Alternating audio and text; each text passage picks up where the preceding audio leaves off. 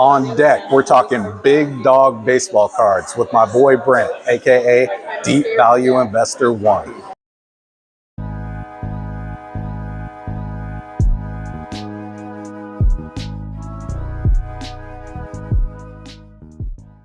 All right, I got my boy Brent here, aka Deep Value Investor. Spell out your IG for everybody. It's Deep Value Investor 1. I'm sure you guys have seen me on Instagram talking about baseball.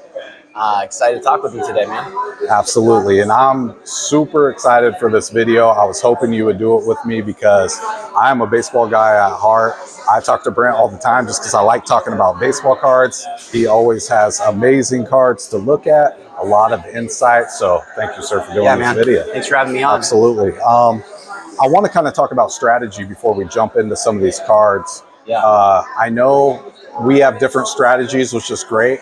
I know your strategy tends to be more of the WAR and then Hall of Fame trajectory for players. You want to break that down a little bit? Yeah, so, when I first got into cards again, I started noticing a lot of hype around players I'd never even really heard of before. And so, those were the names like, Acuna and Soto and Vlad, Jason Dominguez, Anthony Volpe, like all these names that, when I wasn't closely watching baseball, I'm like, who are these guys? And why are their cards $5,000, $10,000, $20,000? I didn't really understand it. And so, as I was collecting sports cards and as I was collecting baseball and getting more into baseball, I always need to have some sort of boundary around what I'm collecting. Like, I need some sort of guidelines. And so, doing some more research and looking into it, WAR really caught my attention as like a really good guideline, because if I look at Mike Trout, he was my favorite player. Right. His WAR is standard deviations outside of his peers. Okay. Like, it's so far and beyond. And so I saw, if you look at, a Babe Ruth or a Mantle or a Barry Bonds, all these guys, if you look at their WAR, it's significantly higher than everybody else's. Okay. So I'm like, okay, WAR, there's something to this WAR. And WAR really caught on in 2012 when Cabrera was up for the Triple Crown. Right. And Mike Trout was a young player. Cabrera barely beat him for the MVP because people started noticing, well, Mike Trout's WAR is significantly higher than Cabrera's, even though he's up for the Triple Crown. Because WAR takes into account all facets of the game. Defense, speed, stealing bases. What's your wins above replacement if a different player came in to fill that spot? So even though Cabrera in 2012 won the Triple Crown, he barely beat out Trout for the MVP. That's amazing. Since 2012, WAR really, people started looking at, let's look at more than just who's leading the league in home runs. Okay. Let's look at the whole player. Let me ask you this. For me, I was a kid that grew up going to like the Scholastic Fair and getting like the stat leaders, book. I don't know if you remember those, but like we had all these milestone clubs growing up. You had the 500 home run club, you had the 3,000 hit club, 300 wins, stuff like that. So I feel like with the shift, I don't know what year the shift was implemented, but I almost feel like we're going to have this era of baseball where these Hall of Fame candidates will get judged by WAR. So I'm happy you dove into that a little bit. And I noticed one club you kind of put up there, maybe one of the coolest memories of my childhood watching baseball was when Jose Canseco hit the 40-40 club, right? Right. And that was just amazing, right? Yeah. And I noticed you had the 50-by-30 club. Yeah. Talk about that real quick. I think that's really cool. I just love, looking through active career leaders in WAR and kind of seeing ages and who's at what level. And I started noticing, tiers of players when I'm looking at boundaries and categorizing players based on analysis, not just, who's being hyped that spring. I started noticing there's only 3 players that have 50 WAR by 30 age. Okay. And that's Trout, Machado, and Mookie Betts. Sheesh. And so I started noticing, okay, these guys are hands and above their competition. So Mike Trout, like I said, he's let's jump into Trout. Yeah, because I'm kind of looking at you sent me a list of players you like, based off your strategy. Yeah. And I kind of put the top 9 players based on that. And number 1 obviously is Mike Trout. Yeah. So talk about why Mike Trout is just so astronomically, his stats speak to why you would want to buy high-end cards. Yeah. When I started comparing players' WAR and started looking at their stats outside of height, it was always brought me back to Trout. Always brought me back to Trout. For example, Mookie Betts, 29 years old, 56 WAR. Mike Trout, 30 years old, 82 WAR. So like we're talking. So 80 WAR by 30. Yeah, and I want to think of players too as, what kind of historical significance will they have? Right. Who's going to be remembered from this generation? Who's that player that's the outlier? Who's the Cal Ripken? Who's the Mickey Mantle? Who's the Mike Schmidt? These guys, when you look at their WAR path and it's significantly higher than everybody else's, who's going to be actually remembered? They just kept bringing me back to Trout.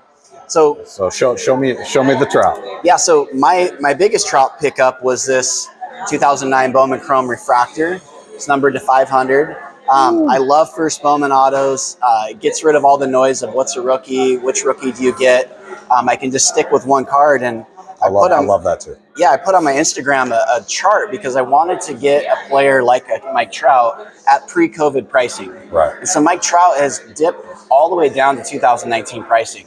And so I looked at that for the last year, and I'm like, okay, if he gets to this point, I feel like that's going to be a good floor, and I'm going to buy it. Okay. So it was around that 10,000 figure. His Bowman Chrome first auto refractors hit. Right. Same levels that they're at in 2018-19. I'm like, all right, this is the time to buy Mike Trout. I 100% agree. Think of cards you can get for $10,000 of, football players or basketball players versus a Mike Trout Bowman Chrome refractor. Right. So I totally agree. The next player I want to jump into, Paul Goldschmidt. I think there's an interesting stat out there. You could probably say this better than me, but maybe only Mike Trout is younger with a better WAR than Paul Goldschmidt? Yeah, that's pretty interesting. I hadn't even really thought of that until you brought it up to me. I like that. Paul, here's a Goldschmidt that I recently picked up. It's the Bowman Chrome first auto out of 50. Gold for Goldschmidt, and these cards, like a lot of times when you see the scans online, they just don't do them justice. But this thing is a piece of art to me. Absolutely. I look at this card and I'm like, this is a piece of art. And one of the things I like about Paul Goldschmidt and getting that MVP is I feel like that's one of those things when he got traded to the Cardinals. Now he has the MVP. His Hall of Fame path is there. He's got, let's see here, he's got 58 WAR at age 34, and it looks like he's got several more years of high potential. So I really like him for the value. Franchise as well. Yes. I think that helps out Goldschmidt. A couple other players I want to get into. You touched on it, that 50 WAR by 30 club. So we have Mookie Betts and Manny Machado. Speak on them. Yeah, so Mookie Betts here. This is a recent pickup. It's a first Bowman auto of Mookie Betts. This is blue out of 150. Just love this card. Mookie is also, outside of Trout and Machado, the other player that's 30 or under with a 50-plus WAR. What's interesting about Mookie is he's done it in 9 seasons. So Machado, for example, has around the same WAR. He's got 52 WAR. Mookie's got 56. But Machado's played 11 seasons and Mookie's only played 9. So it's really impressive to me. He's got multiple World Series rings. He's got the MVP, over 50 WAR in just 9 seasons. I think his cards are really undervalued. Yeah, I agree. Plus, you sprinkle in the fact that he's got 2 World Series, right? Absolutely. I mean, one with the Red Sox and one with the Dodgers, I believe, right? And sometimes that hurts when a player changes teams. I was just about to ask you that. You see, and I think that's hurt Mookie for a little bit. The World Series ring came in the bubble also, which in the shortened season, so I don't think he gets a lot of credit for that. I think he's got a lot of longevity moving forward, and I think that, if he can put together 4, 5, 6 more seasons like he's been doing, he has a chance. He's the only one outside of Trout that I feel like has a chance long term to be truly remembered from this generation. And I think it's really not talked about enough. Yeah, I think Mookie, as crazy as it sounds, is still undervalued. He doesn't show up in the strategy that I go after, but I also another variable I like to look at is World Series victories, right? So that's what I was saying. Like Mookie does show up, even though it's not my primary. Speaking of Machado, do you think with Tatis coming back, Soto being on that team, do you think that lowers Machado's prices and makes him undervalued a bit? I think in the short term it may. What I like about Machado and why I collect Machado is because I see it more as like a hero's journey. It's like I think he truly had a lot of character flaws when he was younger, got a lot of criticism around that. But I think that what you're seeing now is him being a leader for the Padres. You're seeing that character shift. You're seeing him become the man there. And I feel like over time, we're going to start looking at him differently. And so a guy like Machado, he's got the numbers. The guy he's on the path to the Hall of Fame. His numbers are incredible. If you look at him, you know, his WAR, like we were talking about, over 30 or over 50 at age 30. You know, his character changing, I think that's going to be a big benefit for his Cards over the long term. Short term, absolutely, he may be another guy in that lineup that's going to be stacked. Yeah, certified baller on defense as well with Machado. I'm a Soto guy, but I definitely got a lot of love for Machado. A couple guys I want to bring up next. We got Freddie Freeman and Bryce Harper. Now, I feel a little bit like both of them had big playoff moments in the last couple seasons. Speak to that. Yeah.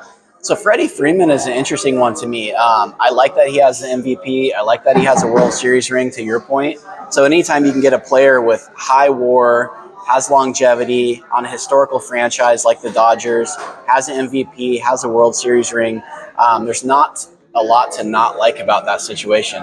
You know, Bryce Harper is a little bit different of a story. He finally had his playoff moment. Right. But he's kind of in that Machado category where, you know, I think he has some reshaping to do of his the way people see him. Do you think it's that, or do you think it's just the expectations? I mean, he's almost like the LeBron James of baseball, being on the Sports Illustrated at 16. And I just kind of think like that's a lot for anybody to handle. Right. But also keep in mind, like, think about if Bryce Harper was joining Mike Trout in the World Baseball Classic this year. Bryce Harper might go to the moon if he dominated that World Baseball Classic. Yeah, but unfortunately, using a boundary with WAR, if you look at, you know, where he lands in the WAR path, you know, 29 with 42 WAR. So that puts him behind, you know, Machado. That puts him behind Mookie Betts. That's interesting. That puts him, you know, Jose Ramirez is right there with him. Well, speak on Jose Ramirez. Let's dive into Jose Ramirez. Yeah, Jose Ramirez is another guy. This is a player, not to cut you off, but this is a player like I know he's a baller. I see him ball out all the time, but just way under the radar for what he produces. Yeah. Yeah, and I'm always trying to look at the value in a player versus, you know, their historical significance and also their stats. So, you know, this is a nice Jose Ramirez. He actually doesn't have a first Bowman auto, so this is his Topps Chrome auto out of 50. I just think he's so cheap for what he's producing on the field. Right. You know, he's got 40 WAR at 29, his age 29 season. Whenever I keep saying the age, I'm talking about the age they were in the season. So he's at 40 WAR after his age 29 season. So that puts him right there with Bryce Harper, who's the same age with 2 WAR higher than Jose Ramirez. That's absolutely unbelievable. So now when you talk about the price difference, though, you know, the price difference between a Jose Ramirez and a Bryce Harper is significant. Right. So I'm always balancing that. And this WAR gives me that nice little guideline to say, okay, Jose Ramirez, wow, he's right there with Bryce Harper. Look at the pricing. Okay, I don't think he's going to be remembered like Bryce Harper. I think Bryce Harper's upside is a lot greater than Jose Ramirez. But you know, when you see a Topps Chrome blue out of 150, nice auto of a player, and that's one of their top cards for $500, you know. What other Ramirez do you got there? Well, I got his 2014 Topps Chrome Gold. Nice. This is one's out of 50. Nice. Just love the gold refractor on this one. Yep. Beautiful. Can't go wrong with gold. Yep. Let's talk about a couple players. Basically might have stood in each other's way from a historical standpoint if you think about it. But you have Carlos Correa and Aaron Judge coming off the monster season. I'm a big Carlos Correa fan for what he is. Looking at that, you know, I was looking at your criteria and he kind of stood out to me. Yeah. And then Aaron Judge, obviously, you know, his cards went as far as he hits the ball to the moon. So talk about those two guys real quick. Well, again, it's interesting. So just to put it out there, I make a lot of mistakes. And one of the mistakes that I made was I did not invest in Aaron Judge last year. I looked at his age. He was 30, you know, with under 30 WAR. And I'm like, yeah, this doesn't meet my criteria. So sometimes my criteria will actually prevent me from getting into a good opportunity short term. But if you look, Carlos Correa is 3 years younger than Judge and has a higher WAR. Right. That doesn't surprise me. 3 years younger. So the problem with Aaron Judge is he didn't get started until he was 24. So that really gave him a very limited window. And even still, he better put up some big numbers for the next couple of years, because if he doesn't, he's going to be 32, 33, 34 real quick. Or win a World Series on the Yankees. That'll do it for you. But the historical significance of an Aaron Judge over a Carlos Correa, is clearly there. Right. You know, sure. on the Yankees, he's going to be memorable. The big home run series. Right. Yeah, with Carlos Correa, I almost feel like I know Seattle doesn't want to spend the big money on a free agent, but you know that's got to hurt him a little bit with Jeremy Pena winning the World Series MVP. Yeah. Could you imagine revenge body Correa on the Mariners this year? It's interesting. I'm just throwing it out there. I'm just throwing it out there. Because I've not been buying Jeremy Pena for the same reasons I didn't buy Judge, because his rookie season last year, he was already 24. Right. So, he hit 250, 260 at 24. It's too late for me, versus like a Julio like you like. Julio's 21. You get started at 24, it's hard to get that WAR up there. It's hard to have that long-term. Speaking of younger guys with a higher WAR, I think he's got 15 WAR by 25. And I know you wanted to bring up a couple other players that I didn't have on the list. And I think the first one was Devers. So go. Oh, Devers, yeah. Yeah, I like Devers a lot. I specifically like him a lot more now. This is his Topps Chrome blue refractor auto out of 150. Devers is interesting because he doesn't have a true first Bowman auto. He has a first Bowman, and then he has a next year prospect auto. So his Topps Chrome, he might be a guy where you might actually go after a rookie versus a Bowman auto. Which does happen from time to time, specifically in baseball.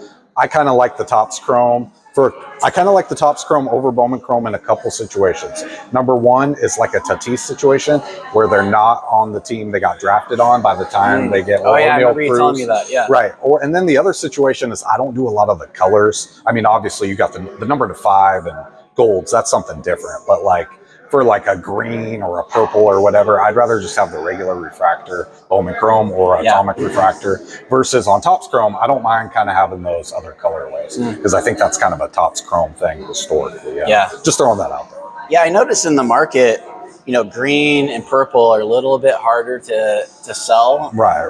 I just love why would I want a Julio purple refractor? I don't know. But let's get to Corey Seager. Corey Seager, he was the World Series MVP. Now Seager, here's a blue Seager, right? 9.5 with the auto. Seager's interesting because if you look at some of the stats from last year and you dig more into the analytics of it, he was one of the more unlucky players. Okay. One thing I didn't discuss with Paul Goldschmidt. Paul Goldschmidt was considered the luckiest player as far as analytics go around what his expected batting average and his expected slugging percentage was supposed to be based off the hits that he made. Corey Seager was one of the unluckiest. And now with the shift going away, I think it'll be really interesting because there's a lot of stats around if there was no shift, how many of his hits would have been hits, etc. Right? He's one of the top guys that would benefit from there being no shift, and the Rangers got a lot better. Right, absolutely. And he's cheap, man. So you look at a blue Corey Seager. This thing is $400 or $500, right? What Acuna for $400 or $500 could you get? Right, you can't even get a base Acuna for $400 or $500. Kyle's little brother, he's good. The last one, I kind of like this play that you were talking about with Kyle Tucker. Oh, yeah. And I'm going to tell you why, because I think there's value when a team is almost kind of like a dynasty or has won multiple championships and you're just a good luminary player. So even if he doesn't become the face of that franchise, he's still going to always be remembered for, at least one World Series, right? So talk about Kyle Tucker. Yeah, Kyle Tucker, here's a sapphire orange to 25 Kyle Tucker autograph. Something like this could be had for, $500. Absolutely. That's crazy. And an Acuna in this type of card would be about $5,000. Got it. So we're talking 90% less than an Acuna. So I just want to always reframe that because I'm not saying Kyle Tucker is better than Acuna. Right. But when I look at things, I always have to evaluate what's the value here. Right. So Tucker is another one of those guys that's 25 with a 15 WAR. Right. I love that he hits left. I love that he doesn't wear batting gloves. I love that. He's got a smooth swing. He's got a lot of power. And one of the things that stood out to me early with him was his stolen bases. Okay. He's a 30 stolen base guy a year. And I'm like, so he's got speed. He's tall. He hits left-handed and hits for power. Got it. He's on a great team. Got it. And he's 90% less than Acuna. Okay. So these things I'm always looking. I'm like, okay, maybe there's an opportunity there. Okay. Awesome. Okay, so I want to bring up a couple more players on you because I have a different strategy. My strategy is I use Baseball Savant website. I use exit velocity and barrels because I think that's what translates most to the hobby, like guys that just absolutely mash, right? But at the same time, made me some money with Judge if I followed your strategy. Exactly. Yeah. But at the same time, like I also have variables, like because Kyle Schwarber is over Bryce Harper in that category. Cal Raleigh is actually over Julio Rodriguez in that category. So you also got to look at like who has that it factor, that who is actually a superstar, right? Right. So Cal Raleigh will never be collectible over Julio Rodriguez specifically, right? Yeah. So the other thing is I took the players of my list and I went off their WAR of last season, and I kind of came up with the top 3 players that we haven't already talked about, and I want to get your thoughts on them. Yeah. Number 1, I actually Big Papi 2.0, Yordan Alvarez. I have his 2018 Bowman Chrome refractor, number to 499. Good choice. I know he's kind of a one-tool guy, but I just think that in clutch moments, and he's going to be in the playoffs, I think he's undervalued still. What's your thoughts on Yordan? Yeah, the undervalued stuff gets tricky because undervalued tends to stay undervalued, and overvalued tends to stay overvalued. Sort of like, every podcast you watch, there's always somebody commenting about how Peyton Manning's undervalued. Peyton Manning. When you look at categories, my favorite quarterback ever, by the way. When you look at categories, there's always outliers. They're always going to be a lot more expensive, and everybody else is undervalued will stay undervalued. I have a feeling that Yordan's going to have a really nice career. For whatever reason, people don't collect Astros players. Right. Hence Kyle Tucker being $500 for an orange sapphire to 25. Okay. But I do like him. I like the buy. I think it's pretty safe. Okay. The next player I want to jump into. Value. Absolutely. Next player I want to jump into. We'd be remiss if we didn't talk about the show. Julio Rodriguez, J-Rod show. I got lucky because I was in on Julio early. I was in on Felix Hernandez back in when he came up too, just being tapped in with the Mariners. For you people who are not from the Seattle area, this kid is unbelievable. You might be hearing talk about, why would you spend all this money on a prospect when you could get that? Which we agree with to an extent, but I also just think that Julio, what are you looking at here? You're looking at possibly a bigger, stronger, faster Ronald Acuna. So, I felt pretty safe investing in a nice card. In the 2019 Bowman Chrome Atomic Refractor, Julio, number to 100. True Gem Plus. I like the BGS 95s on the Bowman Chromes. What's your thoughts on Julio? From your perspective, I know we all love Julio, right? Yeah, but from your perspective, is it just too high? Yeah, when I hear Julio, I just think expensive. Right. Expensive. I will be a Julio buyer probably in the next couple of years if he continues on this path. I will say it pained me to go to Mariners games with my son because when I watched him in person, he is a stud. He has that it factor. Yeah, absolutely. That's what I'm saying. And I don't have a single Julio card, and I live in Seattle because I'm like, he's just so expensive. I can't do it. And plus, people are not willing to give deals on Julio. Right. Which is a good sign. Right. So I will be if he continues the way he's playing now for multiple years, I will be a Julio buyer. I'm just going to throw this out there. While comps were what they were, I sold about 7 Julios in the Bellevue Mall parking lot. So I'm just throwing that out there for everybody. He's that kind of guy. Right. The other person I want to talk about, and I think me and you might agree to disagree on this, but I actually got this card from you. I picked this up for my birthday last year in November. Shout out to Scotty B Cards. Yeah, shout out to Scotty B Cards, man. 2016 Bowman Chrome, Juan Soto, Bowman Chrome first. This is a card I've wanted for years. I'm like a baseball historian, I grew up watching When It Was a Game with my dad, and he told me stories of Satchel Paige and, just all these, I just love, I know a stat about Juan Soto where he's the youngest player to get an RBI in Game 7 of a World Series since Mickey Mantle. He drank his first beer after he won the World Series, So for me, when you're talking about Juan Soto with Mickey Mantle, I just have the highest respect for Juan Soto. Besides Julio being 1A, Juan Soto is probably 1B. I know you're probably not as high, but what are your thoughts on Again, Juan it's Soto? an expensive thing. Right. So, for example, I could get, this is pretty close. 2 Mookie Betts refractor first autos, similar pricing versus 1 Soto. 1 Juan Soto base auto, base refractors. So that's where I'm always evaluating. So while I love the player, one thing I didn't like about Soto is I continuously am hearing more about how great he is at getting walks. Right.